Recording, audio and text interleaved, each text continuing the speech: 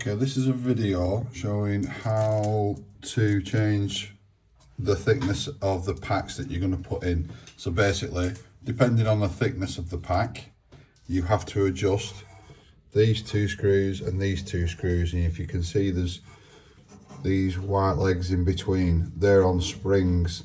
So once you undo these, they will spring down. And if you can see, it leaves a bit of a gap there, so if you let them spring down, they will go all the way down to the roller. So for instance, I have this size thickness pack. Now there are 12 cards in there. They're the same size thickness of your standard Pokemon packs, which means if you do them this way, you can put, like, let's say, this is how I do it, 1 in every 10 I put a proper pack, sealed pack Pokemon. So that way, all these will dispense and the sealed Pokemon pack will dispense. Or you can do it this way, use a thinner pack, use only like 5 cards. But obviously with this, you would not be able to put a sealed pack in, because if it's set for this thickness, it will, obviously the sealed pack will get stuck because the gap would not be thick enough. So if I wanted to do the thickness for this, what I would do is I will put that in there. As you can see, there's still quite a bit of a gap, but I don't want to let it drop on that. What I will do is get another 3 Pokemon cards, another 3 cards, and I will just put them in as well.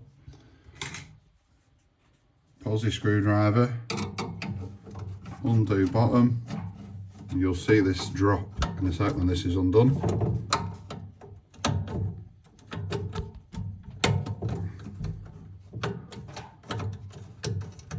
There we go. So that's just dropped onto that. So now it's quite tight fitting. Tighten them back up.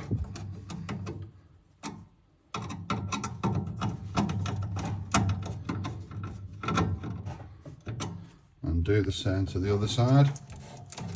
Take them out. Put that across there. Put them back in.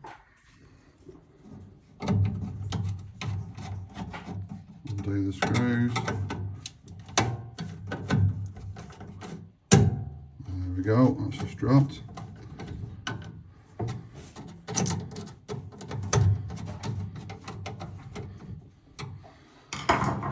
So, take them out. And that gives it a decent enough play in there. And you load it into the back. That's that loaded.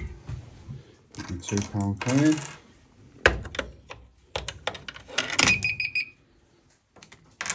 And when I bend,